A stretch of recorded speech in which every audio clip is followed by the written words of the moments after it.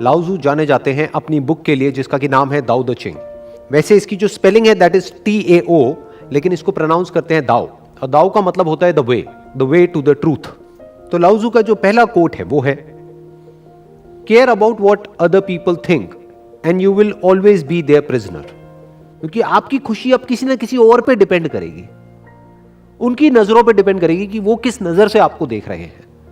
उनकी नजरों में गिरे तो आप गिर गए, उनकी नजरों में उठे तो आप उठ गए। और उनका एक्चुअल में काम क्या है, दुनिया का एक्चुअल में काम क्या है, अंदर से लोग क्या चाहते हैं, आपका पड़ोसी क्या चाहता है, आपको उठाना या आपको गिराना। तो आप पूरी जिंदगी लगे रहो दुनिया को खुश करने के लिए, दुनिया आएगी 1 मिनट में आकर के आपकी सारी जो भी मेहनत है पूरी की पूरी जिंदगी की, उसकी धज्जियां उड़ा करके चली जाएगी। और ये मुझे बताने की जरूरत नहीं है कि ये क्या होता है, कैसे होता है। हम देखते हैं सुबह से रात तक इस चीज को कि इंडिया में अगर आप देखोगे बहुत सारे लोगों को, तो वो अपनी पूरी जिंदगी गधों की तरह काम करते हैं, ऐसा काम जो उनको करना पसंद नहीं है फिर भी करते हैं। और उनसे पूछो किस लिए कर रहे हैं, अपने बच्चों की शादी के लिए। मतलब पूरी जिंदगी काम किया, पैसा जोड़ा, किस में पैसा लगाया, शादी में। अच्छा उससे क्या होगा, शादी तो कोर्ट मैरिज भी हो सकती है, शादी में इतना पैसा क्यों, लाखों रुपए क्यों, ताकि दुनिया आएगी तो दुनिया में वाहवाही हो जाएगी। और वो चाहे कितनी भी बढ़िया शादी कर ले, कहीं पर भी कर ले, वहां पर लोग आते हैं कमियां निकालने के लिए कि यहां पर खाने में ये कमी है, इसमें ये कमी है, उसमें ये कमी है, बिल्कुल बेकार है जी। अरे इससे बढ़िया तो उनकी थी।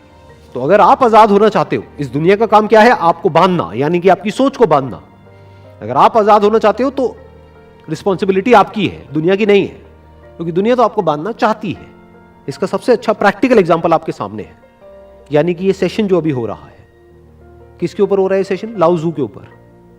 बहुत ही कम लोग इस सेशन को देखने वाले हैं, और जो कम लोग देखेंगे उसमें से भी बहुत कम लोगों को ये समझ आने वाला है एक्चुअल में कि ये सेशन है क्या। क्योंकि आगे आगे जैसे जैसे हम बढ़ेंगे डीप होता चला जाएगा। फिर ये सेशन हो क्यों रहा है, कर क्यों रहा हूं, क्योंकि अगर मैं वही बोलता हूं जो आप मुझसे बुलवाना चाहते हो, यानी जो आप सोच रहे हो, तो आपको बड़ा मजा आएगा। आप जो मुझे अभी वीडियो में देख रहे हो, आपको बड़ा मजा आएगा कि हाँ ये बंदा भी वैसे ही सोचता है जैसे कि मैं सोचता हूं। तो आप क्या कर रहे हो, अपनी ईगो को बढ़ा रहे हो। बट उससे ना आपकी ग्रोथ होगी ना मेरी ग्रोथ होगी। हम कैसे ग्रो करेंगे, जब हम किसी ऐसी टेरिटरी में चले जहां पर ना आज से पहले आप कभी गए हो ना मैं गया, तो दोनों अनकंफर्टेबल हो जाएंगे, आप भी जो मुझे देख रहे हो और मैं भी। बट यही चैलेंज है, और उस चैलेंज की वजह से हम दोनों ग्रो कर जाएंगे। ये मेरा मोटिव है इन सेशंस को करने का। Next quote is, silence is a source of great strength. किस स्ट्रेंथ की बात यहां पर करी जा रही है, क्या फिजिकल स्ट्रेंथ की? नहीं, क्योंकि फिजिकली देखा जाए तो बहुत सारे ऐसे जानवर हैं जो इंसान से बहुत ज्यादा स्ट्रांग हैं, लेकिन वो जानवरों को गुलाम बनाना हमारे बाएं हाथ का खेल है। सर्कस में हम शेर को नचा देते हैं, हाथी को नचा देते हैं, कुछ भी कर देते हैं। कैसे कर देते हैं? इंसान की सबसे बड़ी स्ट्रेंथ क्या है? क्या फिजिकल स्ट्रेंथ? नहीं। क्या है उसकी सबसे बड़ी स्ट्रेंथ? उसका माइंड, उसका थॉट। और सिर्फ माइंड और थॉट नहीं, क्योंकि माइंड और थॉट क्या है? ब्रेन, उसके अंदर कुछ थॉट्स चलते हैं, वो तो सबके पास है। तो क्या सारे जो भी ह्यूमन बीइंग्स हैं सारे इक्वली स्ट्रांग है? नहीं। तो सिर्फ ब्रेन से कुछ नहीं होता है, सिर्फ थॉट से कुछ नहीं होता है, सिर्फ माइंड से कुछ नहीं होता है। It must be based upon right understanding, तभी आप किसी भी फील्ड में सक्सेसफुल हो सकते हो। यही स्ट्रेंथ है।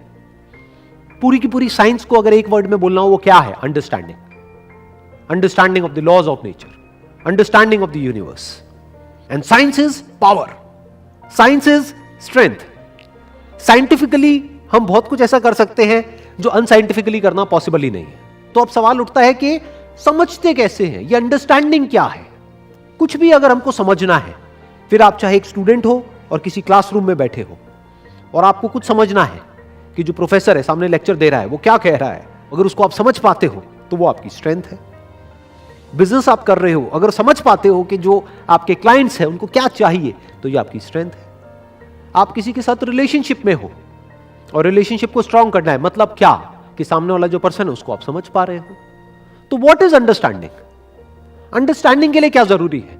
समझते कैसे हैं, उसके लिए क्या चाहिए, उसका ग्राउंड क्या है? साइलेंस। दो तरह का साइलेंस, एक बाहर से साइलेंस, यानी बोलना कम है सुनना ज्यादा है।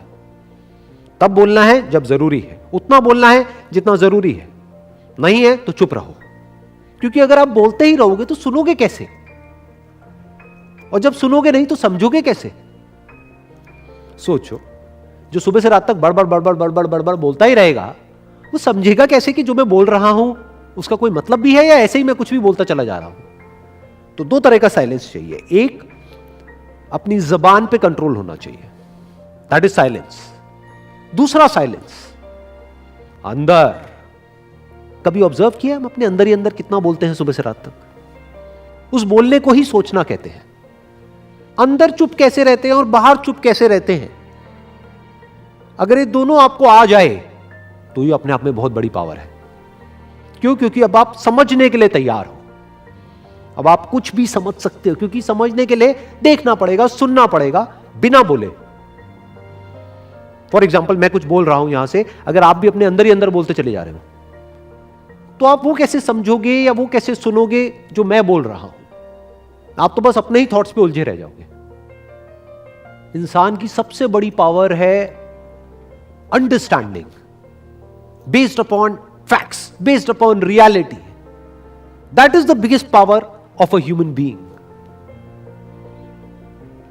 You can even call it scientific thinking. Unscientific thinking is not power. वो तो सारी प्रॉब्लम्स की जड़ है कि आदमी कुछ भी सोच रहा है। एक इंसान के अंदर जो भी वीकनेसेस हैं उसकी जड़ क्या है, और जो भी स्ट्रेंथ है उसकी जड़ क्या है? जो भी वीकनेसेस हैं उसकी जड़ है रॉन्ग अंडरस्टैंडिंग। फेलियर्स की जड़ क्या है? कोई भी काम हम कर रहे हैं उसमें बार बार फेल हो रहे हैं। क्यों हो रहे हैं? क्योंकि अभी तक समझ नहीं आया है कि उस काम को कैसे करें। और फेलियर का क्या मतलब है?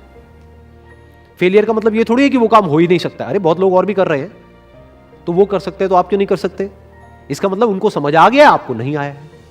समझ से ही सब कुछ होता है, बिना समझे कुछ भी नहीं होता। दुनिया में छोटे से छोटा काम, बड़े से बड़ा काम प्रॉपर्ली पहले समझा जाता है, फिर उसके बेस पे प्लान बनाया जाता है, फिर उस प्लान को एग्जीक्यूट किया जाता है। तो सारा खेल किसका है?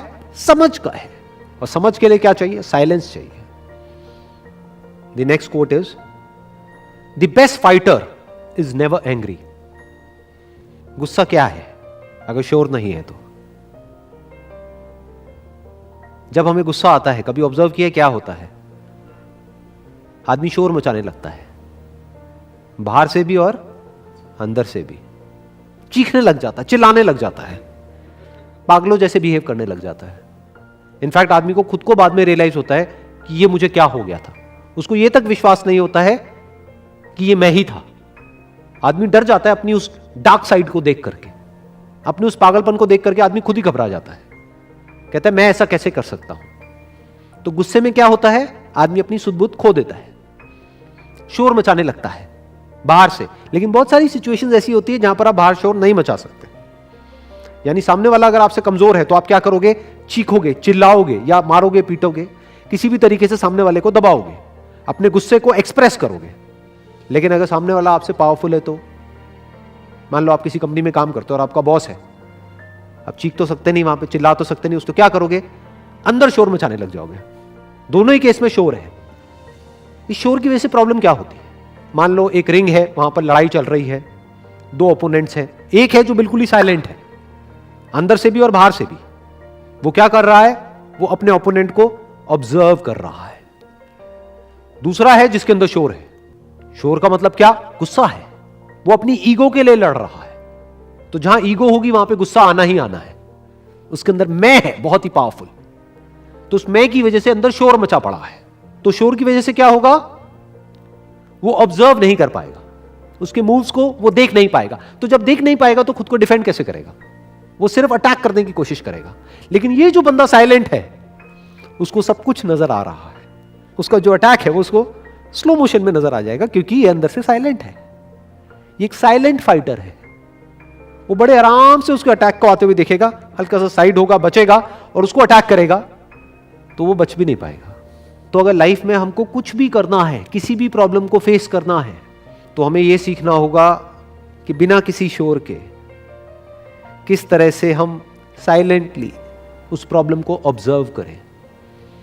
और साइलेंट कैसे होते हैं? साइलेंट होते हैं जब हमारे अंदर जो मैं है उस मैं से हम फ्री हो जाते हैं। उस मैं की वजह से ही तो शोर होता है। जो गुस्सा है वो किस पे टिका है? मैं पे। गुस्सा किसको आता है? मुझको आता है। डर किसको लगता है? मुझको लगता है। लालच किसके अंदर है? मैं के अंदर है। तो अगर आप मैं से फ्री हो गए तब आप कुछ ऐसा देख सकते हो जो आपके बियॉन्ड है। आप क्या हो? जो आपके छोटे से भेजे के अंदर घूमता रहता है वही तो आप हो।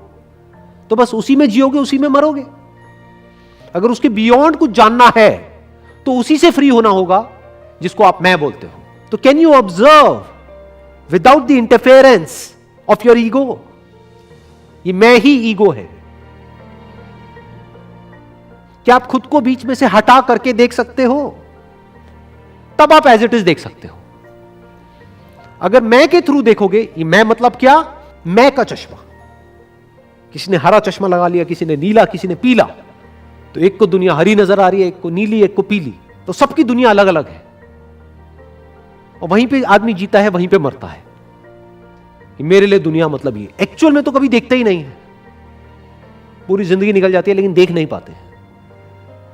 तो साइलेंस का मतलब क्या है? मैं से फ्री होना। मैं से फ्री होने के बाद में क्या बचता है? शांति बचती है। वो शांति में क्या होता है? ऑब्जर्वेशन होता है। उस ऑब्जर्वेशन की वजह से क्या होता है? अंडरस्टैंडिंग होती है। और अंडरस्टैंडिंग क्या है? पावर है। अंडरस्टैंडिंग से बड़ी कोई पावर नहीं है। Wish you all the very best. Thank you so much.